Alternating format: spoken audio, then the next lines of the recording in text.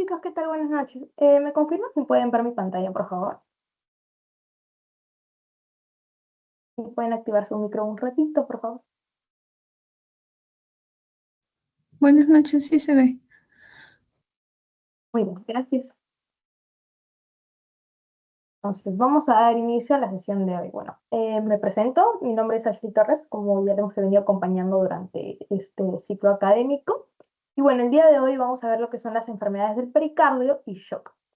Para recalcarles un poquito, ¿no? En sí, les habían mencionado que esta clase sería síndromes del pericardio, ¿no? Pero en general, no, bueno, yo no he visto ni considero, la verdad, algún, esto como síndrome, ¿no? Ya que en realidad abarca muchas enfermedades, las cuales tienen distintas manifestaciones, las cuales sí algunas se parecen, pero la verdad son bastante distintas, ¿no? Entonces, bueno, el contenido de la sesión de hoy vendría siendo los objetivos, algunas generalidades. Bueno, vamos a ver lo que vendría siendo las enfermedades del pericardio, los cuales abarcan lo que es la pericarditis aguda, la constrictiva, el derrame pericárdico y el taponamiento cardíaco. Y bueno, también veremos lo que es el shock, en especial el cardiogénico, ¿no? Terminaremos con algunas preguntitas y bueno, les enseñaré mis referencias para ver si las quieren chequear, ¿no? De manera autónoma. Bueno, para empezar, eh, los objetivos, ¿no? Primero, conocer cuáles son los aspectos generales tanto de las enfermedades del pericardio como del shock, ¿no? Además, aprender las principales presentaciones y manifestaciones y reconocer cuáles son los mecanismos por los cuales se dan tanto las enfermedades del pericardio como el shock cardiogénico. Bueno, para empezar vamos a hablar con las generalidades, ¿no? En este caso nos enfocaremos en lo que es el pericardio, ¿no? ¿El pericardio qué es? ¿Qué vendría siendo? Bueno, es una membrana fibrocerosa. Esta envuelve al corazón y también algunas raíces de los vasos, ¿no? Entonces, desempeña un funcionamiento de protección para el corazón y para estos vasos, ¿no? Los protege. Bueno, el pericardio consta de dos capas principales, lo que es el pericardio fibroso, el cual vendría siendo la capa externa y está formado por lo que es un tejido conectivo denso e inextensible, no se puede extender, ¿no? Su función principal de esta hoja vendría siendo la protección del corazón y el mantenimiento en su posición, ¿no? Y bueno, su posición vendría siendo el mediastino medio. ¿No? Esta hoja, este pericardio, se une a lo que es el diafragma mediante el ligamento pericardiofrénico y el esternón por los ligamentos esternopericárdicos, ¿no? Eso es como para que lo sepan, para recordar un poco anatómicamente, ¿no? Luego también consta de lo que es el pericardio seroso, que en este caso está situado debajo de lo que es el pericardio fibroso. Y también se subdivide en dos capas, el pericardio parietal y el pericardio visceral. La capa parietal, bueno, está adherida al pericardio fibroso, ¿no? Como que un poco más externa, ¿no? En cambio, la capa visceral, o también llamado epicardio, se adhiere directamente al músculo cardíaco, al miocardio. Y bueno, dentro de estas dos capas se encuentra lo que vendría siendo la cavidad pericárdica, ¿no? La cual contiene el fluido pericárdico, que, bueno, lo normal es que contenga de 15 a 50 mililitros, aunque otras literaturas mencionan que de 30 a 50, ¿no? Pero 50 vendría siendo el límite, ¿no?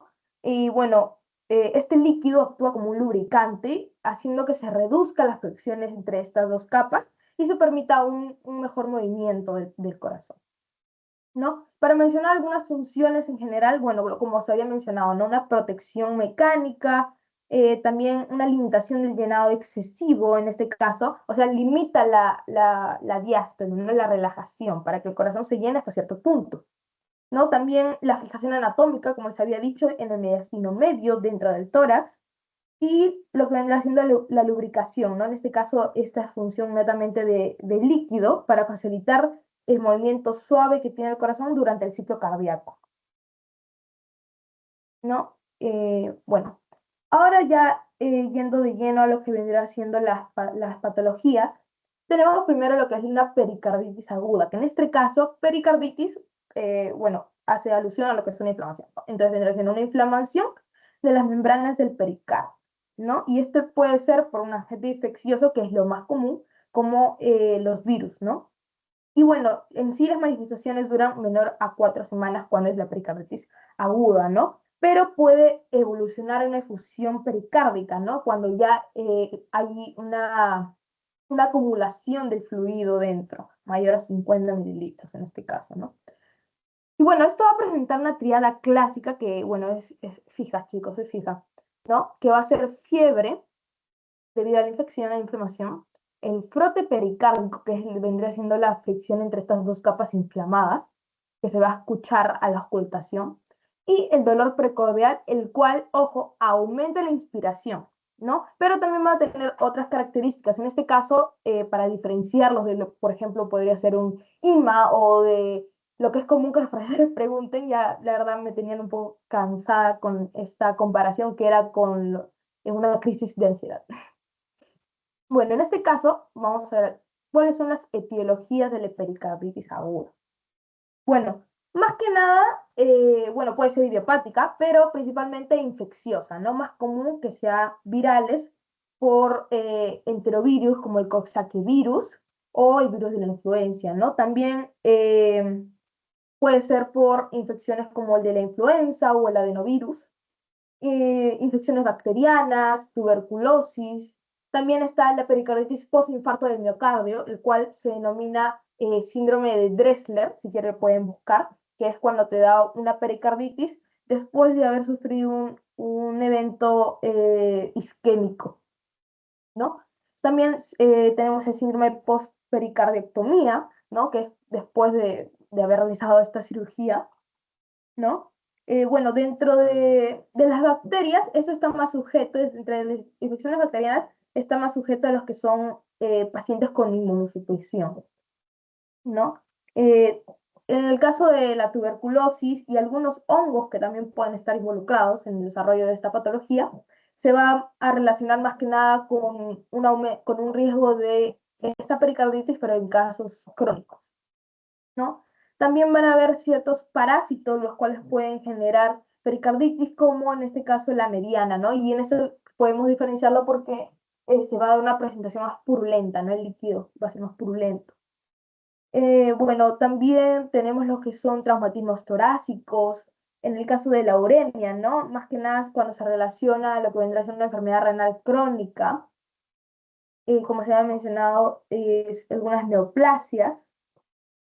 También, bueno, puede ser, en primer lugar, las neoplasias primarias, ¿no? Que afectan directamente al pericardio. Tenemos al mesotelioma pericárdico, ¿no? Que en sí es una neoplasia bastante menos frecuente. Y como una neoplasia secundaria, ¿no? A lo que se denomina como metastásica, ¿no? Por alguna metástasis. Bueno, es común que se dé por cáncer de pulmón o cáncer de mama o por un linfoma tanto de Hodgkin como no Hodgkin. La irradiación. La irradiación en este caso hacemos alusión a los pacientes que justamente tienen linfoma de Hodgkin o no Hodgkin, los cuales reciben estas terapias como tratamiento, ¿no? Y bueno, enfermedades del colágeno, como lo que vendría siendo la artritis reumatoide o el lupus eritematoso sistémico, la esclerodermia, ¿no? También hay ciertos fármacos los cuales pueden generar pericarditis. En este caso, uno que les puedo mencionar que es bastante conocido, la fenitoína, ¿no? Vamos a seguir. Bueno, para hablarles un poco de la patogenia, chicos, cómo se desencadena, algo así, a grosso modo, ¿no? La imagen que les he puesto, la verdad, se ve bastante eh, molecular, pero bueno, al costado les hice como un pequeño diagrama para que más se enfoquen en eso, ¿no? Porque en sí aquí vamos a hablar más de lo que es la semiología y la presentación de este caso. En este caso, el pericardio se va a dañar, va a un proceso dañino, el cual puede ser, como se había mencionado, infecciones o traumas, los cuales van a generar una liberación de DAMPs y PAMPs, ¿no? Los patrones moleculares asociados a daños, asociados a patógenos, ¿no? Los cuales activan lo que son los receptores tipo TOL o los receptores NOT2, los cuales están en la célula mesotelial, ¿no? En la célula de esta capa del pericardio, ¿no? Entonces, la activación por este lado va a generar una otra activación, pero en este caso del factor nuclear kappa beta, el cual, el cual entra al núcleo y activa lo que son diferentes, una diferente transcripciones de genes, ¿no? Los genes inflamatorios. En este caso, el más importante es la formación del inflamosoma en el RP3, el cual ensambla diversas proteínas, pero en este caso me voy a enfocar en lo que es la procaspasa 1. Esta procaspasa 1 activa la caspasa 1, el cual convierte la prointerleucina 1 beta en interleucina 1 beta. Esta vendría siendo la forma activa, la cual vendría desencadenando la respuesta inflamatoria, ¿no? Y terminaría produciendo lo que son fosfolipasa A2, los cuales liberan a lo que es el ácido araquidónico, el cual por medio de la COX-2 se convierte en prostaglandinas y tromboxanos. ¿No? En este caso, las prostaglandinas van a estar involucradas en el desarrollo de los síntomas como el dolor o la fiebre, ¿no? En cambio, los tromboxanos en lo que vendrá siendo la agregación plaquetaria. Y bueno, en general, lo que forman es inflamación aguda, ¿no? Y en este caso, esta inflamación se va a manifestar, ¿no? Como dolor torácico, edema pericárdico y en general derrame también. Hasta aquí, chicos, ¿alguno tiene alguna pregunta? ¿Todo claro? ¿Quieren que vuelva a explicar alguna parte? No, todo está bien, todo claro. Muy bien, entonces seguimos. Muy bien, ahora de lleno a lo importante, ¿no? A la carnecita. ¿Cuáles son las manifestaciones y la semiología de esta enfermedad? Bueno, para empezar vamos a ver lo que es primero una clasificación clínica en la cual, bueno, ahorita estamos viendo lo que es la pericarditis aguda, ¿no? Que tiene una presentación menor a 6 semanas, ¿no? Pero también está la subaguda que tiene una presentación de 6 semanas a 6 meses y la crónica cuando ya es más de 6 meses. Esta crónica es común que se dé en la pericarditis constrictiva, ¿no? Es más, algunas literaturas determinan lo que es el nombre de la enfermedad como es pericarditis crónica constrictiva, ¿no? Y bueno, ahora, las manifestaciones. Bueno, para empezar, cuando hay alguna relación vírica, que como había mencionado es la más frecuente, se pueden dar síntomas como la rinitis, tos seca, la fiebre, la disnea y la sudoración, ¿no? Y bueno, estos síntomas van a ser importantes. Sí es importante que tú, cuando tu paciente llegue a la anamnesis, tú le preguntes, ¿ha tenido algún cuadro respiratorio semanas anteriores de las vías respiratorias? ¿Ha estado enfermo, ha tenido gripe o algo? Y bueno, de acuerdo a eso también te puede orientar, ¿no? Y más que nada los síntomas con los que ya va a aparecer va a ser con el dolor precordial. El dolor precordial característico que les dije que venía en la triada. Ya, este dolor, aparte de lo que aumentaba la inspiración, les menciono que tenía otras características, las cuales son, por ejemplo, que es de un carácter urente o quemante, ¿no? Incluso en algunas personas puede ser opresivo, por lo cual a veces se confunde, ¿no? Con un IMA con ST elevado, ¿no? A veces, por ejemplo, en su examen de simulación, ¿tienen examen de simulación? Eso les quería preguntar porque, por ejemplo, ahorita que yo estoy en medicina interna, no, me quitaron simulación, la verdad. Pero ustedes todavía siguen teniendo simulación, ¿no, chicos?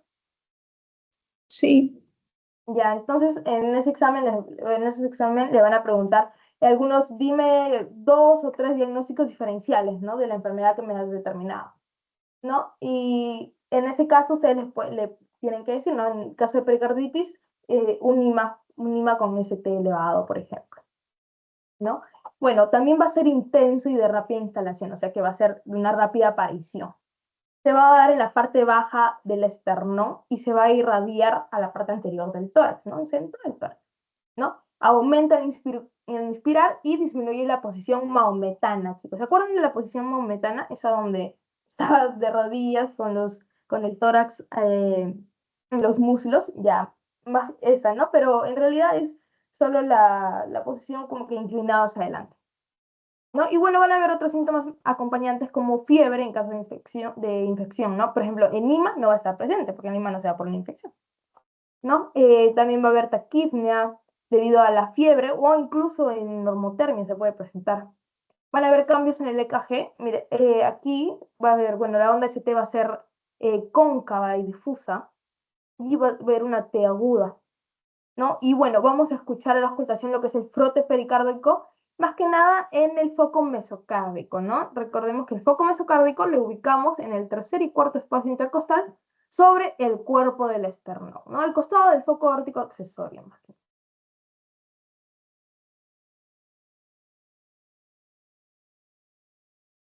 Entonces, la presentación del EKG va a ser evolutiva, ¿no? Los primeros días, hasta incluso las 2 semanas, se va a dar lo que es la fase 1, ¿no? En donde vamos a tener un ascenso cóncavo del segmento ST, miren aquí, ¿no? Y un descenso del segmento PR. Miren, aquí vemos un descenso del segmento PR. Y bueno, la onda T va a ser positiva. Aquí podemos. Luego, bueno, posterior a esas 2 semanas, vamos a ver la fase 2 en donde vamos ya a ver una normalización del ST, o sea, va a disminuir, ¿no? Miren, aquí pueden compararlo, ¿no? Y un aplanamiento de la onda T, o sea, tampoco va a estar normalita, ¿no? No se va a aplanar. Ya luego, después de 2 a 3 semanas, vamos a ver más bien una negatividad de la onda T, o sea, una depresión, ¿ven? O sea, de arriba va a ir a lo normal y luego se va a ir más abajo, ¿no? Y ya en la fase 4 vamos a ver que el electrocardiograma se normaliza, ¿no? Esto lo vamos a ver meses después de incluso de la resolución, prácticamente. Bueno, aquí les puse lo que vendría siendo los criterios diagnósticos, ¿no? Entonces, cuando ustedes vayan a la simulación y les venga su pacientito, ustedes tienen que acordarse de estos criterios, ¿no? Cuando tiene, estos criterios van a ser, bueno, la pericarditis en general va a ser eh, positivo cuando presente más dos o más de estos 4 criterios, ¿no? Que vendría siendo el dolor torácico tipo pericárdico, ¿no? Recordemos que aumenta con la inspiración, disminuye a la posición maometana, o bueno, en una inclinación hacia adelante, de carácter urente o quemante, incluso opresivo en algunos casos, ¿no? También a la presencia de roces pericárdicos, ¿no? Aquí vamos a escuchar el frote, este frote pericárdico, ¿no? Que es como papel de lija, ¿no? Pero en simulación lo deben haber escuchado. Bueno, es como el pleure, pero en el pericardio. También va a haber una elevación difusa y del ST, ¿no? Del ST cóncavo, ¿no? De nueva aparición o una depresión del segmento PR. Y bueno, el derrame también va a estar presente en lo que es el derrame pericárdico, que puede ser nuevo o empeoramiento de uno que ya la paciente haya tenido, ¿no? Y bueno, se pueden apoyar de otros análisis de laboratorio, los cuales les pueden decir, ¿no? Bueno, en este caso no creo que les digan, ¿no? Pero más que nada, más importante, tal vez lo que pueden ver en la radiografía de tórax, que pueden ver un ensanchamiento del corazón, ¿no? O sea, de la silueta cardíaca va a ser más grande, ¿no? Y mencionarles que una pericarditis también se puede clasificar como incesante, cuando es mayor de 4 a 6 semanas, pero menos de 3 meses. Recordemos que la crónica había una presentación mayor a 6 meses, ¿no? Entonces, bueno, la incesante va a ser mayor de 4 a 6 semanas, pero menor a 3 y sin requisito. La recurrente, ¿cuándo vamos a clasificar una pericarditis como recurrente? Bueno, en este caso, cuando hayan pasado 4 a 6 semanas sin síntomas, el paciente no va a tener síntomas, pero desde el episodio de la pericarditis que tuvo, ¿no? Sí, desde su primer episodio documentado. ¿No? Bueno, ¿alguna pregunta con respecto a pericarditis aguda, chicos, para pasar a constrictiva?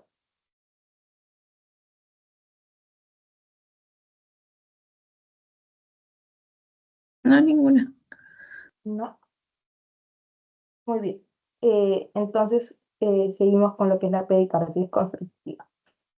Bueno, en este caso, la pericarditis constrictiva, como les había mencionado, vendría siendo una forma más crónica de la pericarditis, en donde va a tener ciertas características, ¿no? Además, es una complicación tardía, ¿no? es cuando la pericarditis aguda ya tenía una resolución, pero esta resolución como que se ha exacerbado, ¿no? Entonces va a formarse una red fibrosa, ¿no?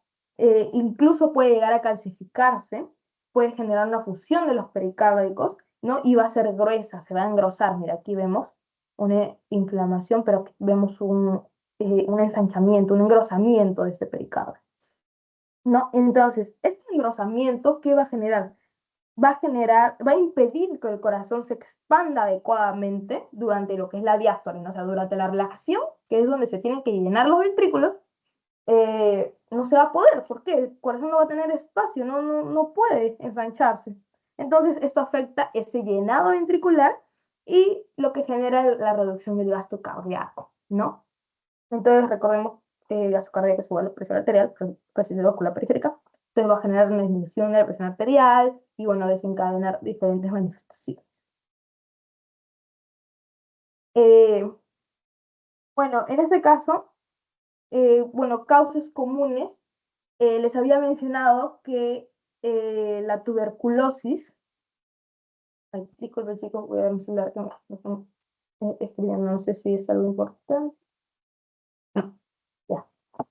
Bueno, continuando, ¿no? Les había mencionado que en presentaciones crónicas la tuberculosis y los hongos son los que más se van a encontrar, ¿no? Más que nada la tuberculosis se va a dar esta presentación de pericarditis constrictiva en países en vía de desarrollo, o sea, como nosotros, Perú, ¿no? También cuando tenga cirugías previas, ¿no? Como habíamos dicho, una pericardiectomía, cuando reciba radioterapia, ¿no? O también se puede presentar en casos de pericarditis idiopática, ¿no? Entonces, pasando a lo que vendría siendo algunos síntomas y manifestaciones clínicas, tenemos lo que es la disnea de esfuerzo. La disnea de esfuerzo, tenemos lo que es la ortopnea, la debilidad y la fatiga, ¿no? Esto también tenemos lo que es la ingurgitación yugular, ¿no? Tenemos al signo también de Kussmaul, bueno, el pulso paradójico Kussmaul, que esto más que nada es debido al aumento paradójico de la presión venosa yugular, ¿no? Y a lo que vendría siendo la inspiración, ¿no? También podemos notar lo que es un choque de puntas, ¿no? Y bueno, estos que vendrían siendo los ruidos cardíacos alejados o ausentes, o sea, que no se van a escuchar muy bien, se van a escuchar disminuidos, va a ser un indicador de que está teniendo una mala evolución, ¿no? En este caso, los signos de insuficiencia cardíaca derecha, porque recordemos, el corazón no va a poder, va a generar lo que vendría siendo una insuficiencia cardíaca derecha debido a que no puede eh, bombear la sangre, ¿no? Bombear correctamente la sangre y generar lo que es la circulación adecuada, ¿no? Entonces podemos ver hepatomegalia, ingurgitación yugular, como había mencionado y recalcando, edema y ascitis. Muy bien. Es más que nada de acuerdo a lo que es la presentación crónica de la pericarditis. No hay mucho aquí que deban recordar, más que nada cómo es que se presenta, ¿no? El engrosamiento, ¿no? Y la formación de la red fibrosa, ¿no? Y principalmente los signos de insuficiencia cardíaca derecha debido a la disfunción del corazón. El corazón no va a poder funcionar adecuadamente debido a que no va a tener un espacio para distenderse. Entonces no se va a poder llenar de manera adecuada, ¿no? Entonces la sangre se va a quedar ahí y va a generar congestión. Bueno, ahora continuando, tenemos lo que es ahora el derrame pericárdico y el taponamiento cardíaco. En este caso los puse juntos, ¿por qué, chicos? Porque el taponamiento cardíaco vendría siendo una complicación de tanto de la pericarditis que genera el derrame pericárdico como el derrame pericárdico, cual genera un taponamiento cardíaco, ¿no? Y en este caso, este dibujito está muy bonito, ya que, bueno, va a haber una presencia de líquido pericárdico. Recordemos que lo normal es de 15 a 50, entonces mayor a 50 ya tenemos un problemita ahí, ¿no? Entonces, esta presencia de líquido va a generar un aumento de la presión intracardíaca, lo cual va a dificultar nuevamente el llenado para el ventrículo derecho. Entonces, es como en la pericarditis constrictiva, ¿no? Entonces, en este caso, en el caso anterior, lo que dificultaba el llenado era porque había mucho tejido fibroso, se estaba fibrosando esa capa. En cambio acá, el líquido es lo que restringe la función cardíaca, ¿no? Entonces, al dificultar el llenado ventricular se genera un aumento de la presión venosa, lo cual posteriormente va a generar una caída de la tensión arterial y de la presión capilar pulmonar, llevando lo que vendría siendo un taponamiento cardíaco debido a la excesiva cantidad de líquido, ¿no? Aquí hay mucho líquido. El taponamiento se da cuando ya se llega a una cantidad de líquido en el cual el corazón deja de cumplir su función, ¿no? En este caso, el derrame, ¿no? Las causas más comunes también, la pericarditis, el cáncer, la uremia, ¿no? Casi todas estas enfermedades de pericardio tienen las mismas etiologías, ¿no? En el caso del derrame pericárdico, también se divide en 6 tipos de acuerdo al contenido, ¿no? del líquido. En este caso puede ser seroso, ¿no? Contenido de fibrina, ¿no? En el cual se ve en un proceso inflamatorio leve. También puede ser serohemático, o sea, como que una división ahí, ¿no? Tanto hay fibrina como acumulación de plaquetas, sangre, ¿no? Y bueno, también puede ser netamente hemático, en este caso, netamente sanguinolento, en el cual puede ser por traumas, neoplasias o una rotura cardíaca. También puede ser una presentación purulenta, ¿no? Con pus, amarillento, ¿sí? En donde es más común en infecciones bacterianas, productoras, ¿no? de pus más que nada. También puede ser un líquido quiloso. Quiloso se refiere a lo que vendría siendo que es rico en triglicéridos, ¿no? Esto puede generarse debido a una obstrucción del conducto linfático o una obstrucción del conducto linfático debido a tumores o una lesión del conducto torácico, ¿no? También tenemos el colesterínico, el cual, bueno, colesterínico, colesterol, ¿no? Debido a un aumento del colesterol, el cual podemos encontrarlo en un hipotiroidismo grave. Ahora, manifestaciones y, bueno, la semiología. En este caso, más que en este caso me hago referencia tanto a lo que es pericarditis, a lo que es el derrame pericárdico como el taponamiento cardíaco, ¿no? Vamos a encontrar lo que es la disnea de esfuerzo o en reposo, ¿no? Esto debido a lo que es una disminución del volumen pulmonar, ¿no? También vamos a ver astenia debido a una disminución del volumen de la musculatura. Vamos a encontrar hipotensión, puede haber shock. Ya en el taponamiento vamos a ver lo que es la ingurgitación yugular con el signo de Kussmaul. Bueno, me hace referencia a lo que vendría siendo una caída de la presión sistólica durante la inspiración, lo que hace como que el pulso desaparezca por un tiempo, ¿no? Y bueno, también, bueno, a eso se refiere el pulso paradójico del Koch. En el anamnesis y el examen físico vamos a encontrar, bueno, en el anamnesis principalmente tienes que preguntar los antecedentes etiológicos, ¿no? Como les había mencionado, tal vez en una infección vírica, ¿no? Si la persona ha tenido un cuadro de vía respiratoria, ¿no? O ha sufrido, o bueno, ha sufrido un infarto de miocardio, tal vez, ¿no? Aunque más que nada se da en personas que han sido hospitalizadas de recuperación. Pero también es bueno preguntar, ¿no?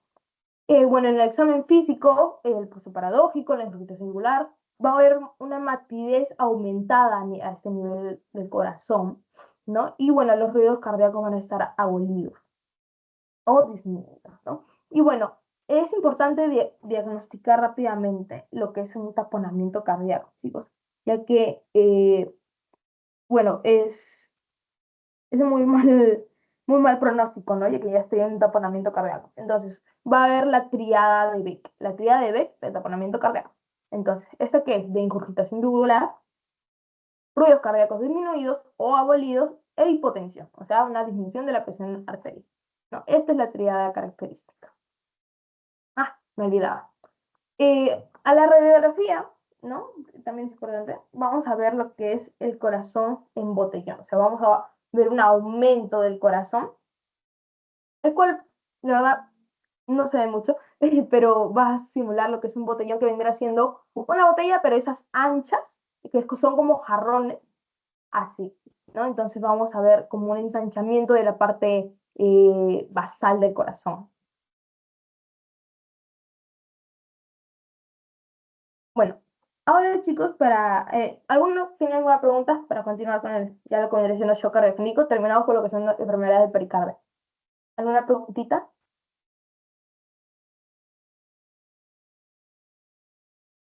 No,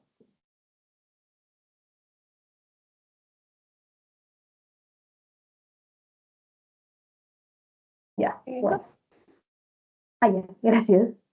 Bueno, entonces continuamos con lo que es el shock cardiogénico en este caso. Ya habíamos visto shock en general, ¿no? Entonces, bueno, para un recordaris, ¿no? En este caso, el shock cardiogénico vendría siendo, bueno, se presenta en una falla aguda del corazón, ¿no? En donde el corazón falla al momento de bombear la sangre al cuerpo, ¿no? Entonces se genera un estado de hipoperfusión tisular, ¿no? Una de las etiologías más comunes es el infarto de miocardio, ¿no? Por eso es que he puesto como fisiopatología de infarto de miocardio cuando llega un shock, porque es lo más común en lo que vamos a verlo, ¿no? Entonces, sí hay un conjunto de parámetros hemodinámicos eh, debido a esta hipoperfusión, lo cual va a provocar una falla multiorgánica, ¿no? En este caso, podemos encontrar lo que es la presión arterial sistólica menos de 80 y, bueno, y la presión arterial media menos de 30, ¿no? Durante mínimo 30 minutos. O sea, durante todo ese tiempo prolongado vamos a encontrar la presión arterial sistólica menos de 80 y la presión arterial media menos de 30. Entonces, así se determina cuando la persona está en un shock cardiogénico. O cuando ya se presenta lo que es un daño a otro órgano, un órgano blanco, como se le denomina. Entonces, ¿cuál es la etiología? ¿No? Tenemos varias, ¿no? Más que nada relacionadas a lo que vendría siendo una presentación cardíaca, ¿no? Por ejemplo, el infarto miocardio agudo, una patología valvular concomitante, o alguna patología que tenga un déficit de llenado ventricular, miocarditis, arritmias, embolias, o una lesión torácica o un taponamiento cardíaco, chicos, lo que estamos viendo justo ahorita. Y bueno, ¿cómo es que se da, no? En este caso, eh, bueno, se da lo que es, en este caso, en el infarto agudo del miocardio, el tejido del corazón se daña debido a ¿qué? A un proceso isquémico, ¿no? Debido a falta de oxígeno. Entonces, eso va a generar disfunción miocárdica, ¿no? Y en este caso va a haber dos tipos de disfunción, la disfunción sistólica y la disfunción diastólica. En la disfunción sistólica nos hacemos referencia a la contractibilidad, ¿no?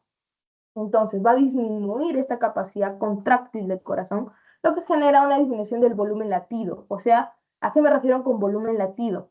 Que va a haber menos sangre expulsada del corazón, ¿no? Lo cual va a generar una disminución del gasto cardíaco, lo cual nos puede llevar a una hipotensión.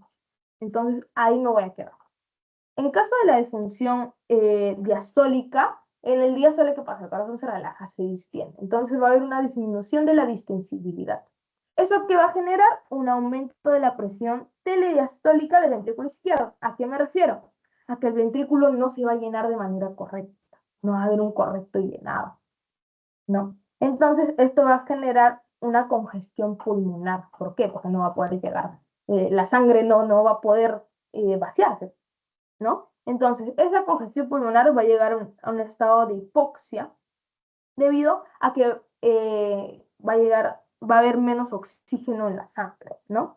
Lo cual va a llevar a la persona a un estado de hipoxemia, ¿no? En este caso determinamos cuando la persona está en un estado de hipoxemia, cuando tiene una presión arterial, una presión parcial de oxígeno menos de 60, ¿no? En este caso, tanto en la hipotensión como en la hipoxemia, estos van a llevar a lo que es una disminución de la perfusión sistémica de la perfusión tisular, tanto como de la perfusión coronaria, ¿no? Entonces, ambos van a generar un aumento de la isquemia miocárdica, un aumento de la acidosis, lo cual va a llevar a más disfunción miocárdica, ¿no? Entonces, en general, todo esto va a generar más difusión llegando a un estado de shock, ¿no? Lo cual puede generar fallo multiorgánico y un riesgo alto de muerte si no es tratado rápidamente. Por eso es rápido identificar, es imperativo que lo identifiquemos rápidamente. Entonces, tenemos los signos que vamos a diferenciar por signos de hipoperfusión como signos del compromiso respiratorio, ¿no? En el caso de la hipoperfusión tisular vamos a ver signos como la diuresis, ¿no? Menor a 0,5 milímetros por kilogramo por hora, lo cual nos indica una disminución de la perfusión renal. El llenado capilar va a ser menor a 2 segundos, va a ser mayor, disculpen, va a ser mayor a 2 segundos, ¿no? Más lento. Vamos a ver la piel húmeda, fría, sudorosa, ¿no? Con diaforesis. También vamos a ver náuseas, vómitos, ¿no? Incluso la persona puede llegar con la sensación de muerte, o sea, va a llegar moribundo, ¿no? Y bueno, la hipotermia, ¿no? Cuando hay una presión, una presión, claro, una temperatura basal menor a 35, ¿no? Luego también vamos a ver, como he mencionado, los signos de compromiso respiratorio, en donde vamos a ver una cianosis central o periférica, vamos a ver taquipnia, una saturación de oxígeno menor a 90, ¿no? Va a hacer que el paciente requiera oxigenoterapia. También va a haber un aumento de trabajo respiratorio. ¿A qué me refiero con esto? A que vamos a ver a la persona utilizando lo que son los músculos accesorios y tiras intercostal, ¿no? Signos de insuficiencia respiratoria. Como había mencionado, la presión parcial de oxígeno menor a 60, ¿no? La persona en hipoxia, ¿no? Incluso en este caso podemos también pedir lo que es la presión parcial de CO2 para ver si en este caso la insuficiencia respiratoria que tiene el paciente es de tipo 1, cuando solo hay hipoxia. Pero si también se presenta hipercapnia, ya bueno, va a ser una insuficiencia respiratoria global, ¿no? Vamos a ver acidosis, lo cual nos va a dar lo que es una respiración de Kussmaul, ¿no? El paciente va a respirar rápido y van a tener respiraciones profundas. Y bueno, también va a haber una presencia de ruidos agregados, ¿no? Esto más que nada debido al edema. ¿Alguna pregunta, chicos, con respecto al shock cardiogénico? ¿O todo claro? Para pasarle a las preguntitas. Mm. Y ya que no me dicen nada, vamos a pasar a lo que son las preguntitas. Tres preguntitas. Bueno, la primera pregunta. ¿Cuál de los siguientes es un hallazgo clínico típico en la pericarditis aguda? ¿Alguno quiere contestar? Elevación del segmento ST difuso. Sí, muy bien. ¿Algo que quieres agregar? A ver, para en el EKG, ¿qué más podemos notar en el EKG de una pericarditis aguda? Disminución del segmento perro. Muy bien. Sí. Ya, entonces, recordar, chicos, ¿no? Lo que es el EKG nos va a diferenciar de lo que vendría siendo un IMA, ¿no? Recordemos, en el IMA también puede haber una elevación del ACT, pero en este caso, en el IMA va a ser más picudo, ¿no? Y bueno, en la pericarditis aguda se le denomina como es el cóncavo, ¿no? Que es como más ondulado. Luego, ¿cuál es la triada clásica de Beck en el tapocanamiento cardíaco?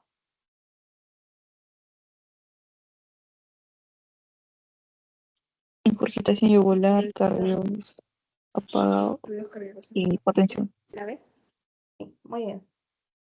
Y bueno, la última preguntita. En el shock cardiogénico postinfarto agudo de miocardio, el mecanismo principal de hipoperfusión es...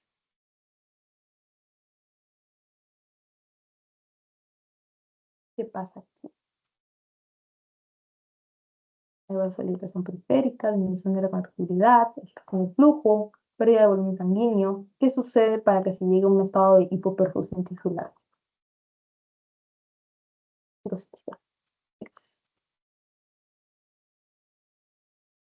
Obstrucción del flujo pulmonar.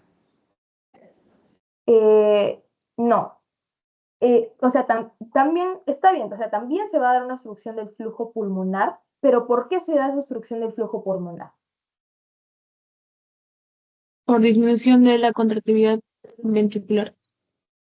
Claro, claro, muy bien. Esta disminución de la contractilidad ventricular va a generar que la sangre no salga del corazón, o sea, no haya una circulación sistémica. Entonces va a generar que la sangre se acumule y haya una congestión y se obstruye el flujo pulmonar y ahí se lleve a lo que son los síntomas respiratorios que mencionaba, ¿no? Y por otro lado, los síntomas de hipoperfusión debido a que la sangre no sale y no llega a los tejidos, ¿no? Más que nada por eso, o sea, también va a haber, pero el mecanismo principal que se da es por la disminución de la contractilidad ventricular, lo cual genera que no haya una circulación sistémica adecuada y la sangre se acumule y genere congestión. Muy bien, chicos. Bueno, eso sería todo por el video, chicos. Ahí están mis referencias que he usado, por si quieren revisarlas. Están actualizaditas, de verdad. Si quieren, entren y lean un poco y para que amplíen su conocimiento, ¿no? Y lleguen con fijitas a sus casitos clínicos. Bueno, eso sería todo. Bueno, la palabra... Ay, pero me voy a dejar compartir. Ya. Eh, en este caso voy a pasar lo que vendría siendo el post-test. Y la palabra clave en este caso, lo voy a escribir en el chat, sería... A ver, déjame pausar. Ya, hipoperfusión, vamos a poner. Ya, hipoperfusión sería la palabrita clave. Y ahorita va a pasar el link del post-test.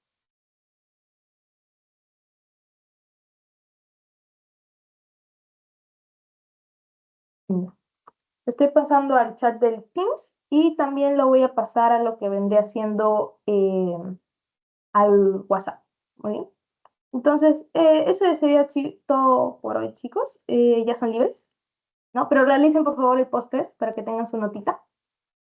Y bueno, si tienen alguna pregunta, normal escríbanme. Siempre estoy mirando mi celular. Y suerte en sus parciales. No se estresen tanto, que todavía pueden salvar el ciclo después, ¿no? Pero aseguren con los parciales para que después estén libres. Así que suerte. Adiós. Gracias. Gracias. Ah, gracias.